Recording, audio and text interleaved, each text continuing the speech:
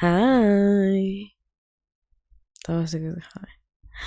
Hi, Monkyvers. Welcome to. Dun, dun, dun, dun, dun, dun, the books behind the Sun Diary.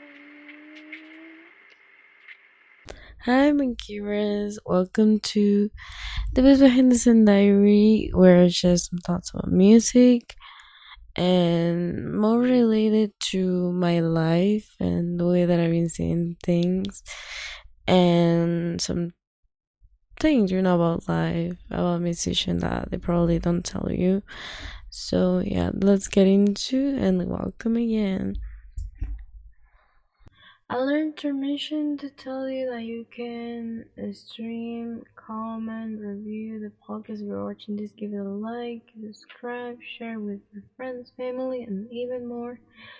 And if you want to extra support the podcast, you can follow. You can in Spotify. You're watching this, and you can follow also the podcast on Instagram, and you have all the links down below. And thank you so much for being here, Monkyvers, and let's continue with the podcast. Oh my gosh, I feel like I really didn't take a break, like call a break for the longest time ever. It forced me to stay on this kind of state of mind where I've been like, wanting to be. I'm still kind of in sick. I don't know if I had COVID yet, but I'm over it. I mean, I feel I'm over it. I just don't like to be sick. I mean, it always in the mind, but I'm sick, if you would call it. But that is the way that I've been saying things. That is the way that I've been, doing all of this. But I don't know. Today I decided to talk about the episode, and this episode about health, wellness, and all of that. More about emotional wellness and health in all stages. Because in pharmacy we have a quote that it just basically saying that you have your mental health, you have your physical health, you have your social health, and you have your, I don't know. Let's just dive into topic by topic, layer by layer, and just discuss about how important it is. Maybe breaking down some myths and some taboos about even sexual health that you probably don't know. But I'm a person who didn't have taboos on some styles, but I have my. I'm not going to talk about in the way that I consider explicit, because since the range of age that I've been seeing for some people that watch my content, I'm going to just have a filter, for all these things, because even if I told you my life directly, I feel like that was enough to me to say. Like, that was enough, because I also care about kids, young people, teenagers as well. So that's what I've been just keep myself a little bit more precautious and all of that. But anyway, let's dive into story. I will have this video linked down below, linked here. I don't know, wherever it pops out to you while we're watching this. But I just have a recent video that I post my life literally, but just check that. So I passed for a law about mental health, and the best advice that I have to tell you is that if you were struggling with being over anxious, like, don't trust all the things that you might consider that will happen to you. Because when you are over anxious about people, when you are over anxious about life, when you are over anxious about anything that you could ever imagine, because that is one of the things that I have, like, I'm really anxious. That was when I had the stress post traumatic, that I really don't have more.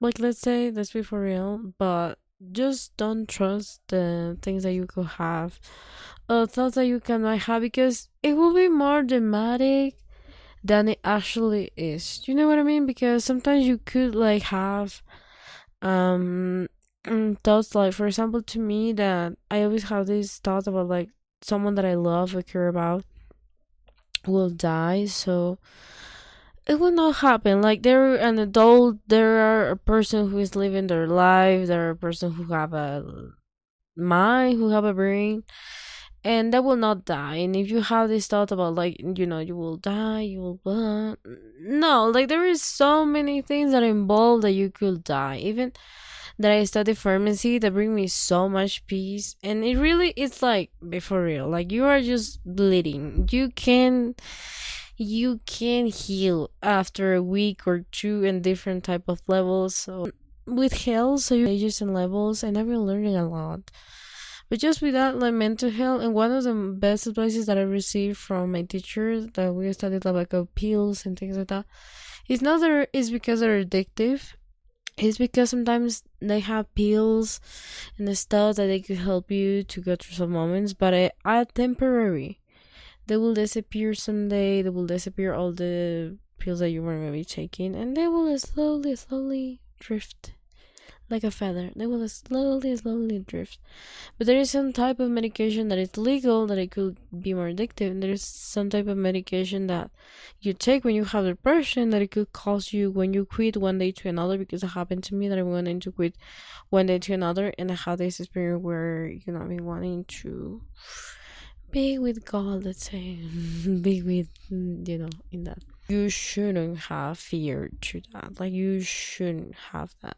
And ask the best way possible your psychologist. And if you are not in therapy, just make sure that you feel truly, truly comfortable, with topics, your sexuality, that happen to you, all of that. Just make sure that everything is on check with that, so you could have a better therapy. Because even the way that I've been telling you straight up that it's related to sexual health, even some type of taboos that you will have in your mind, that you like this, something that is kind of strange, of your psychologist, your therapist will kind of guide you in a sense that the way that you might feel will like explain you how and why, like what kind of traits that you are maybe following, and what kind of things that you might have. In one of the that I apply of like anything that happened to me, but it's more related to the stages, because to me that happened with a boy, that narcissistic people, because I've been repeating patterns even with boys, with even girls, but narcissistic men and narcissistic women will, in a sense, they will never be pleased, or let's say they will never feel satisfied enough in any sense. Yes, in that sense as well. But they will never be pleased in that sense as well, of like, you know what? I feel really good, it makes me feel so good. I feel so pleased, because it happens to me that really I give everything of me back in the day when I had 15 and I was a girl, trying to make her like of me. But I really, in the sense of psychology speaking and spiritually speaking, from the side of psychology, you are doing what is called the mirror thing, that when you are trying to make someone like you, you are trying to like you better. So for the side of spirituality, when you were trying to increase some love in someone, they are eating you in the same level. Spiritual, that are being a vampire spiritual, which is not good at the end of the day, because we don't want someone who doesn't reflect that for us. Like, we want someone who love us for who we are, not for what we pretend to be or something, that we love because we love, and that's it. So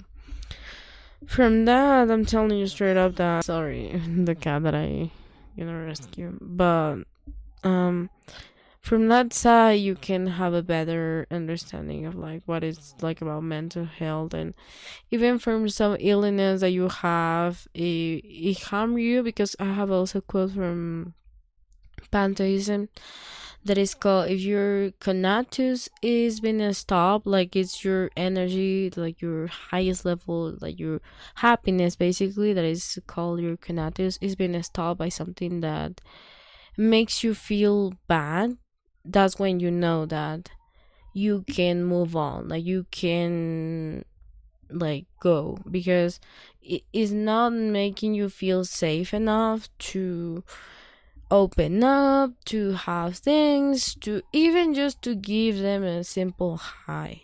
So in that sense, you should maybe ask and do check on you of like, you know what, this doesn't make me feel good. So from there you can also have that. And it's not the same feeling happy when you do something and by didn't feeling nothing literally and just having a sense of avoidance, because I have that when, I used to work out sometimes, but I do mechanically.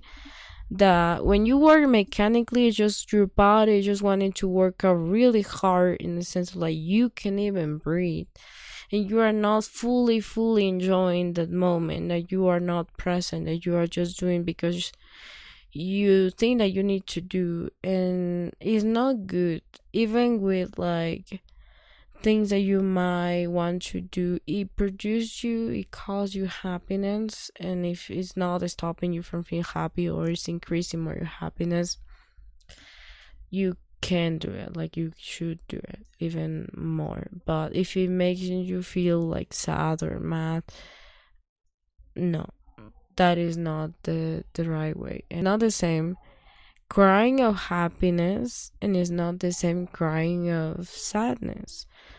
When you cry of happiness, because it happened to me multiple times, I differentiate the way that I felt after all. But when you feel and you cry of happiness, your immune system is increasing. But when you cry of sadness, your immune system is getting weaker. So differentiate these styles and like kind of see makes you feel good or bad. In that sense. Also, when it comes to physical health, like follow a good coach, follow a person that have the same type of body as you.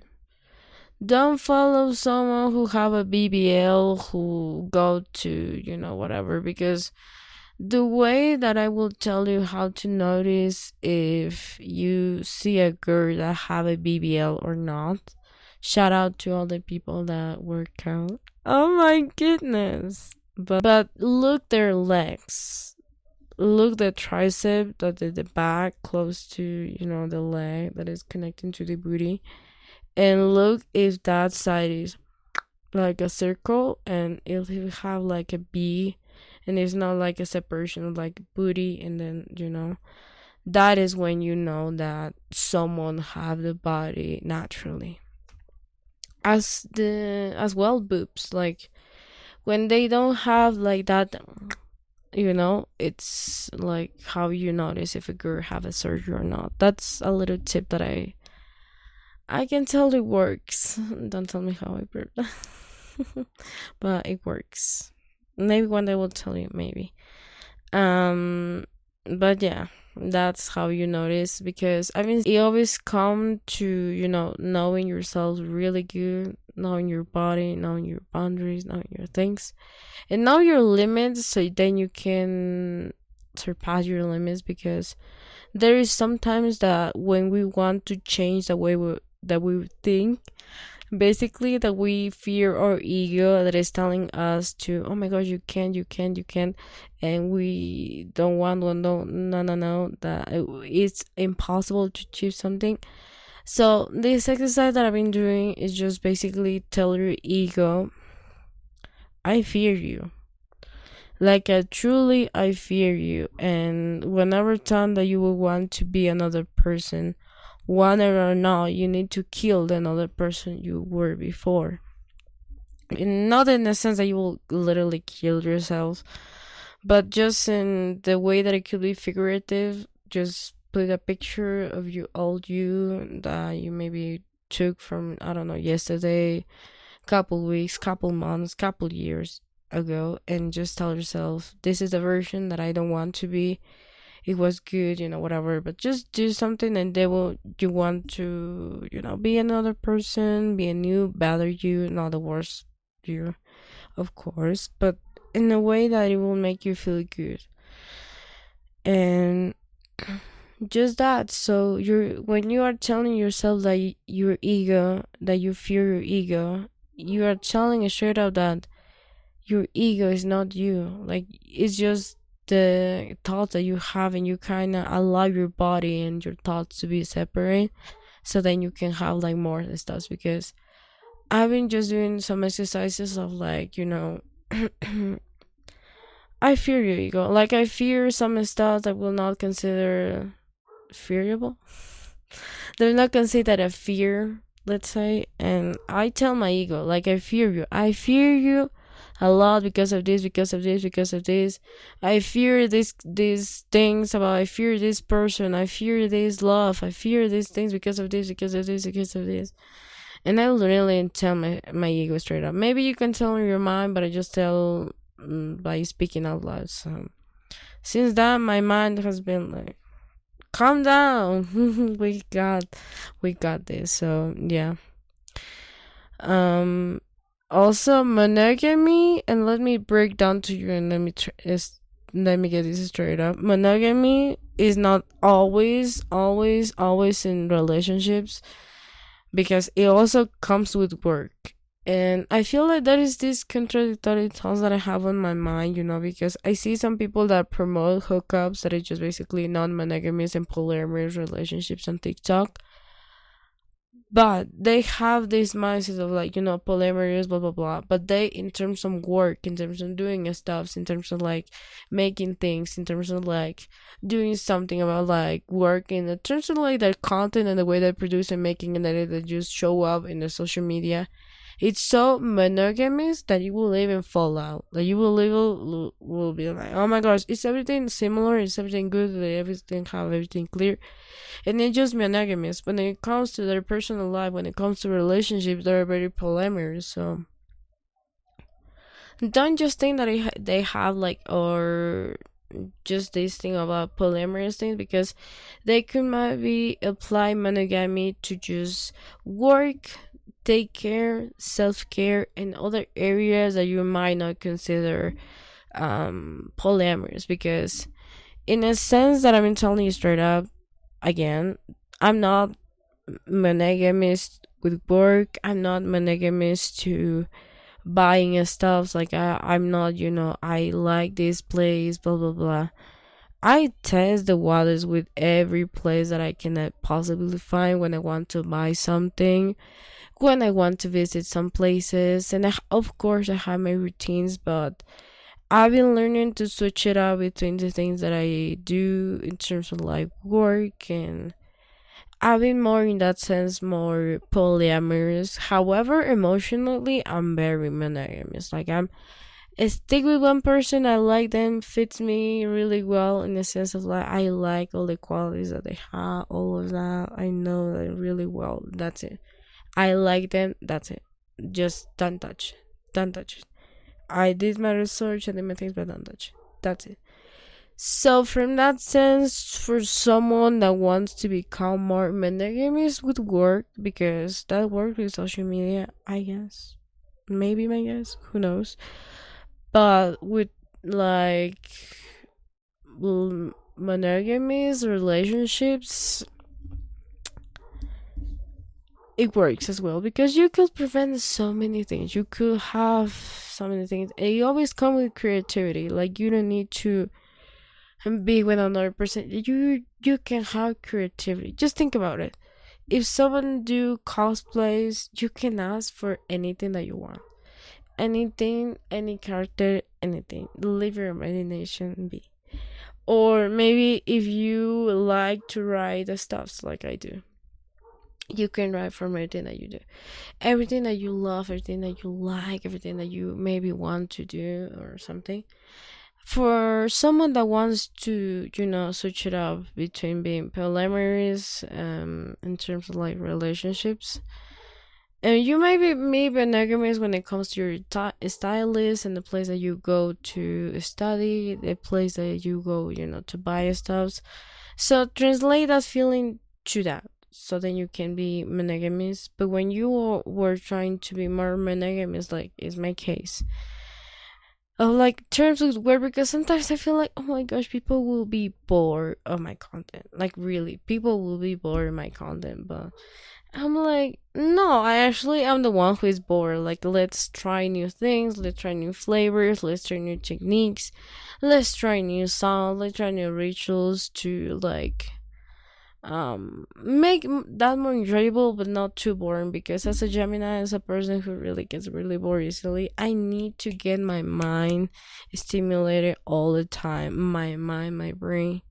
I think so. I've been doing just research on like the song and doing my things, and with rituals, I mean, I've been reflecting all of that. I've been just getting into deeper, and just that, kind of enjoying and just telling myself that it's like a relationship, because I'm very monogamous when it sense. And the way the best possible that I can possibly tell you to enjoy that is like if you were having a lollipop. You like the lollipop, you love the lollipop, you taste every single bite of the lollipop, like each piece by piece by piece, but you do it so slowly, so gradually, that you can then enjoy another one and another one, but the same one that you love.